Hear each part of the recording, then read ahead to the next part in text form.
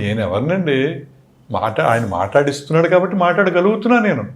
ఆయన ఊపిరింది కాబట్టి నేను ఏదైనా చేయగలుగుతున్నా. పరమాత్ముడు మించిన ప్రేమ ఎవరికి ఉంటుంది? ప్రతిదీ శరణాగతి కాకుండా ఏమవుతుంది?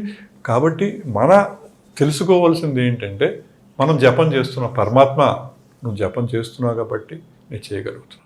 క్రియ 25 ఏళ్ళలో రామ్మూర్తి క్రియ మానకుండా చేశాడంటే రామ్మూర్తి గొప్పదనం కాదు. రామ్మూర్తి బాబాజీని వేడుకున్నాడు. బాబాజీ, నేను అల్పుణ్ణి, చేతకాని వాడిని, నేను చిన్నపిల్లవాడిని, నా చేయి పట్టుకో, నా చేత క్రియ చేయించు.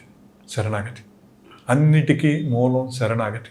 ఆయనకి శరణాగతి చేస్తూ సమర్పణ. ఏ వస్తువు నీది కాదన్నప్పుడు సమర్పించి వాడుకుంటావా, లేక డైరెక్ట్గా వాడుకుంటావా? మొబైల్ ఇచ్చావు, పరమాత్మ నువ్వు మొబైల్ ఇచ్చావు, నేను వాడుకుంటున్నాను, నీకు అనేక ధన్యవాదాలు. నువ్వు ఇల్లు ఇచ్చావు, నీది పరమాత్మ, నేను వాడుకుంటున్నాను.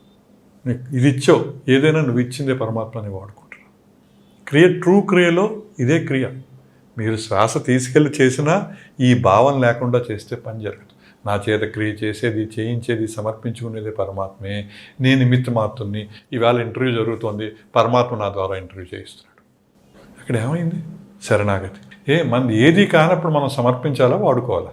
అది దొంగతనం అవుతుంది. మనం సమర్పించి వాడుకుంటే ఆయన ఇచ్చిన వస్తువును మనం వాడుకున్నట్టు.